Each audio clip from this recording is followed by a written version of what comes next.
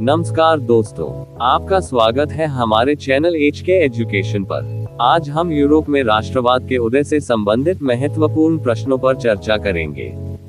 हम समझेंगे कि यह प्रक्रिया कैसे विकसित हुई। तो चलिए बिना समय बर्बाद किए शुरू करते हैं।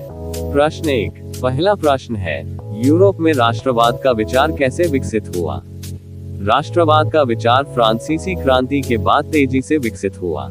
इस क्रांति ने लोगों में स्वतंत्रता, समानता और भाईचारे के आदर्शों को बढ़ावा दिया, जिससे लोग अपने देश और समुदाय के प्रति गर्व महसूस करने लगे। नेपोलियन युद्धों ने भी राष्ट्रवाद की भावना को मजबूत किया। प्रश्न 2। अगला प्रश्न है, फ्रांसीसी क्रांति का राष्ट्रवाद के उदय में क्या योगदान था?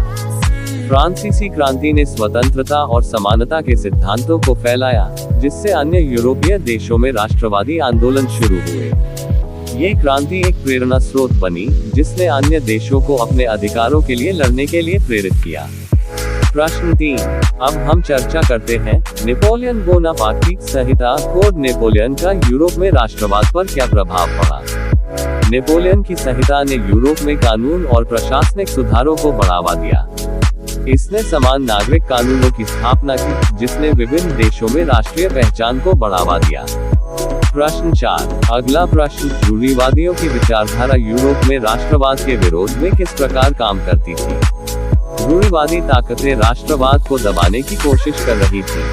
वे पारंपरिक सत्ता संरचनाओं और राजतंत्र को बनाए रखना चाहती थी, जबकि राष्ट्रवाद लोकतांत्रिक और आत्मनिर्णय की मांग करता था। प्रश्न 5। अब हम इटली के एकीकरण पर चर्चा करते हैं। इटली के एकीकरण में किस प्रकार राष्ट्रवाद की भूमिका थी? इटली का एकीकरण राष्ट्रवाद के बल पर संभव हुआ। यूसेप गैरिबाल्दी और काबूर जैसे नेताओं ने इटली के विभिन्न छोटे छोटे राज्यों को एक राष्ट्र में संगठित किया। प्रश्न 6। अब हम जर्मनी के एकीकरण की बात करते हैं। जर्मनी के एकीकरण में ओटो वॉन बिस्मार्क का योगदान क्या था?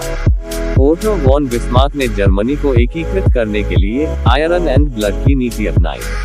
उन्होंने 3 निर्णायक युद्ध लड़े, जिससे जर्मनी के विभिन्न राज्यों को एक राष्ट्र के रूप में संगठित किया गया।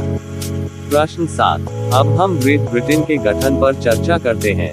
ग्रेट ब्रिटेन का गठन कैसे हुआ?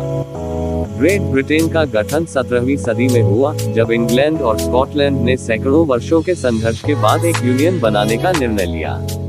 1603 में यूनियन एक्ट पारित हुआ, जिसके द्वारा इंग्लैंड और स्कॉटलैंड का एकीकरण हुआ। इसके बाद ग्रेट ब्रिटेन ने आयरलैंड के साथ भी एकीकरण किया, जिससे यह एक शक्तिशाली साम्राज्य बन गया। प्रश्न 8। अब हम साम्राज्यवाद और राष्ट्रवाद के संबंध पर चर्चा करते हैं।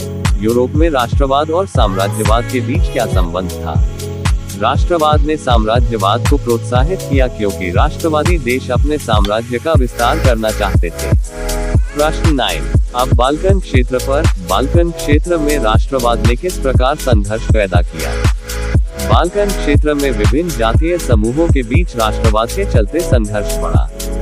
यहाँ के लोग ओटोमन साम्राज्य और ऑस्ट्रिया हंगरी के नियंत्रण से स्वतंत्रता चाहते थे। प्रश्न 10। आखिरी प्रश्न, इटली के एकीकरण में यूसेप गैरिबाल्दी और काबूर का योगदान क्या था?